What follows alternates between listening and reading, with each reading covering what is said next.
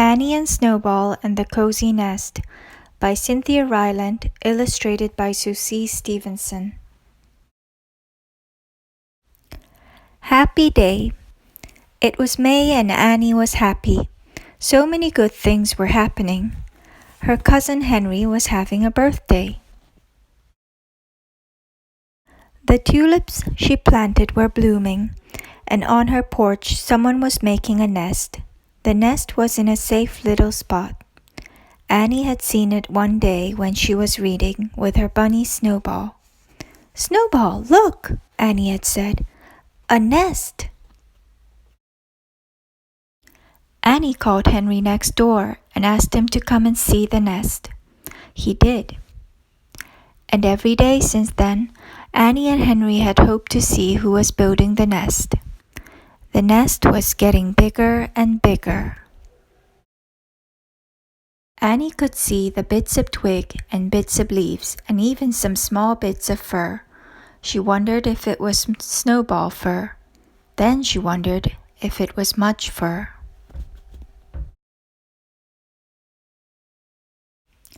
Henry's big dog, Mudge, had enough extra fur to fill an elephant's nest, if elephants built nests. Annie checked the little nest every day to see if anyone was home, but so far no one had moved in. A new neighbor. One day Annie was reading on the swing when a little robin swooped above her head. The swoop made Snowball jump. Annie looked up at the nest. Someone was home.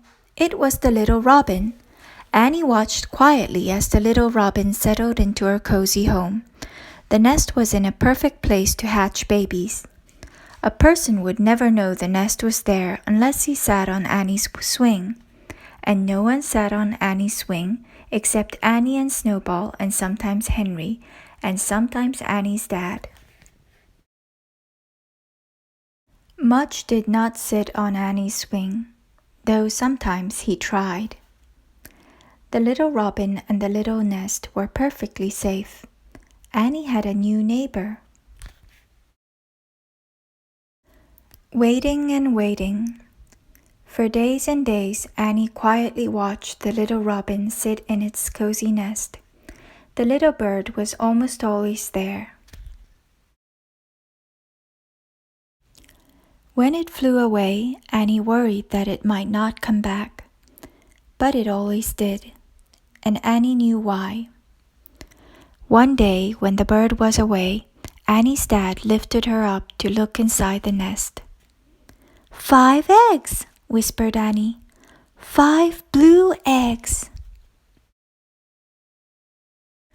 Annie's dad told her she could look at the eggs but not to touch them. He said that mother birds do not like fingers touching their eggs, so Annie did not touch. She wanted the little robin to be happy living on the porch. Henry and his dad came over to see the eggs too.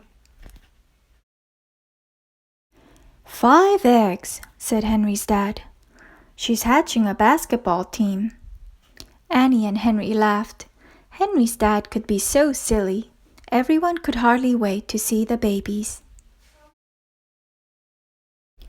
A family. The baby birds picked the perfect morning to hatch. It was a Saturday morning. Annie and Annie's dad and Henry's dad and Henry's mom and Snowball and Mudge were all in Annie's kitchen having pancakes. Snowball loved lettuce pancakes. The doors were open, the windows were open, and somehow everyone was chewing at the same time, so it was quiet. Then suddenly, cheep, cheep, cheep, cheep, cheep. The sounds came from the front porch, and they were loud. Annie's dad said, "I think someone else wants breakfast." Everyone hurried to the porch. There in the cozy nest were 5 baby birds, eyes closed, mouth open, all cheeping. The little robin was perched on the nest, putting bits of food in each baby's mouth. "They're beautiful," said Annie. And really hungry, said Henry. Mudge's ears were perked up. Cheeping was a new sound to him. I'm proud of the mother, said Annie. She waited and waited and waited. When the last baby was fed, the little robin flew off to find more food.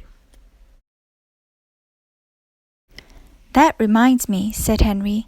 Pancakes, said Henry and Annie together. They all went back inside to the table.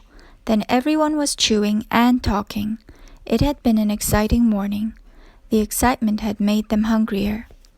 While everyone ate, Mudge and Snowball curled up under the table.